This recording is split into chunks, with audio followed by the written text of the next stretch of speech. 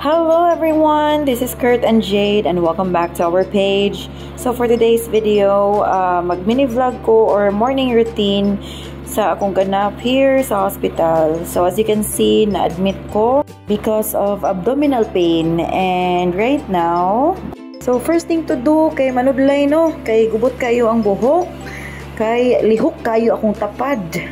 Nakoy tapad diha nga pasyente nga lihok jud kay tanan nga murag halos kanang murag siya na pasyente, murag sunod na lang ako na ni ihatag niya ang dextrose no kay samok jud kay ning abat. Next step kay akong gi-refillan akong water para sad makaibaw ko kung pila ang akong water intake, and since mangutana sad gihapon ang nurse nako kung pila na ang water nga akong nainom or pila na ka ml for documentation purposes. So gi-refillan gihapon ako ang tumbler kay lisod kaayo i-refill from Nature Spring nga dako to Nature Spring nga gamay. So amo na akong gibuhat.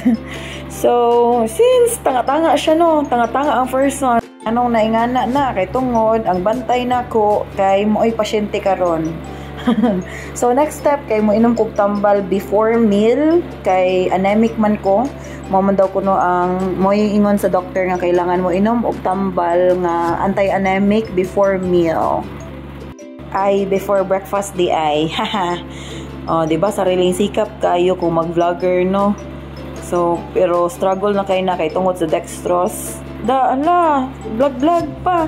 Unang di ko ganahan mag-vlog kay kapoy kaayo. Pero mo na siya guys na ako mo share lang ko no nga na ako diri sa hospital kay ang diagnosis nako kay acute gastritis and gallbladder polyp. However, ang ingon ko no sa doctor diri, gi-check nila tanan laboratories nako, ang urine, ang blood. There's nothing wrong with my kuan ko no. There's nothing wrong with my gallbladder.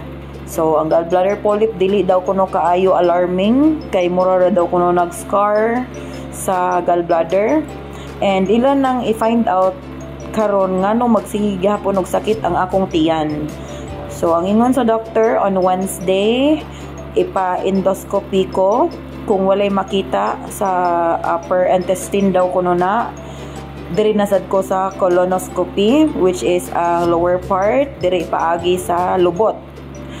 So mo ang colonoscopy kay mura na siya naipasod nga cord nga naay camera, may patan-awon ang akong intestine kung naay mga kung naay buslot, naay polyp or naay cancerous nga cell or ambot wala ko kay bawo di ko doktor pero mao na siya. So tanaw na lang na ako, fingers crossed nga dili siya alarming, matangtang ra siya dayon. And since nanakoy mga bawal, diet na jud, dili na magsigi og mantikaon, dili na mag-spicy kay naay naman na si grandpa, Papa Idi nako. Hello nimo papa. Salamat sa paghatag sa ako ang hemorrhoids. So alarming gihapon siya guys kay ako ang akong stool kay naay poop. Ay, joke. Akong stool kay naay blood. So, kanang that's why need ko ipa-colonoscopy kay naay possibility nga magka-colon cancer ko. Simba ko lang may untag dili, may pag-hemorrhoids rigid ni. And mo na siya. Let's eat, di ba? Hemorrhoids, stool, poop ang akong mga gipanghisgot diri pero nagkaon ko. Oy, pasintabi na is mga nagkaon sa diha, everyone.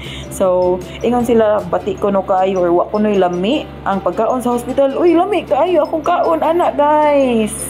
Lami kaayo akong kaon. And by the way, oh, tara akong patient. Hello, patient. Oy, patient. Oh, atong pukawon kay ganina ra natulog. Alas 11 hangtod karon nag-voice over ko wa jud ni mata oy. Pinaingon pa siya nga sayo ko na siya mumata kay iyay paayo ang sakyanan kay magsige na kuno og tingog or ang bearing kuno niya kay loosen. Oh, unsay nahitabo? Unsa na orasa nag-voice over ko? Alas 9 na wa gyapon ni mata. Just ko Lord ani akong bantay nga murag pasyente oy. Sige lang og kuan, sige lang og pa-aircon dere, patay tas gastoan ni Ronjong. So, manahon na siya ang hinungdan nga no nagpa-admit gyud ko kay naka-affect na bitaw gyud siya sa akong work. And dili na ko katarong og work and di ko ganahan nga muwag na akong privilege as a work from home agent kay di ko ganahan mag-work on site. Nabi may mga QA scores nga kailangan i-maintain ang passing or 100 score. So, mo na siya everyone. Thank you so much for watching. Bye!